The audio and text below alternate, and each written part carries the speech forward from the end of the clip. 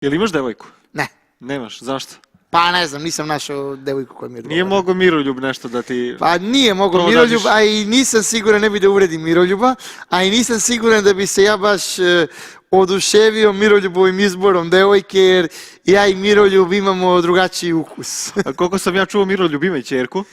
Pa ima ćerku, Miroljub kako se zove, ima, eto, Miroljub je srećno oženjen, ima ćerku, ima sina, a što se tiče Miroljubovih kvaliteta kao provodadžija, pa on pre svega gleda taj vjerski aspekt devojke, da ona ide u crkvu, da je pobožna, a ja privatno, mislim, ja verujem u Boga, ali ne mogu da kažem da sam neki vjernik, tako da mi taj vjerski aspekt nije toliko bitan kao recimo fizički izgled devojke ili karakter devojke ili neke karakteristike koje on možda uopšte ne bi gledao, koje bi njemu bile 50. Više voliš ove moderne kvalitete? Pa ne moderne kvalitete, ali recimo ja smatram da je svaka osoba za sebe, ono, ti možda imaš najbolje roditelje, a da bude sjajna osoba i možda imaš roditelje kretene, a da budeš fin.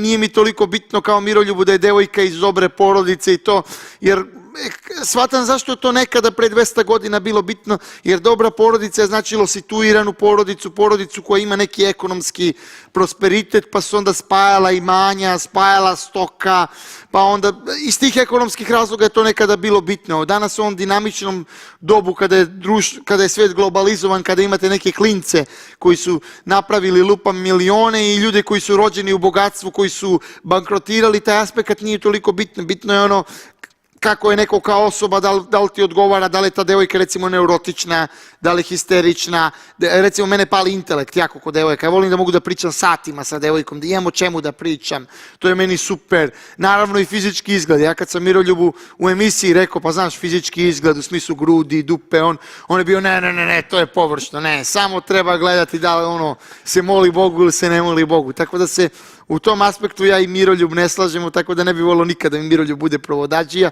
iako privatno nemam ništa protiv Miroljuba. Koji atribut više ceniš, grudi ili dupe? Pa to je kao da imaš dvoje dece, recimo sina i ćerku. I oba dvoje ih mnogo voliš, mnogo.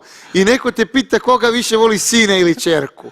To su jednostavno pitanje na koje čovjek u životu ne može da da odgovor, mnogo volim jedno i drugo. Ali uvijek roditelj neki voli više jedno dete, ali nikad neće da kaže. Voli, ali neće da kaže, ne bi nikad rekao, naravno. A ja ne mogu, ja stvarno oba dva volim jednako.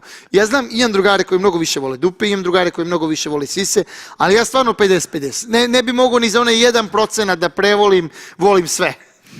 Sve i kosu i ruke, volim žene jednostavno. Okej.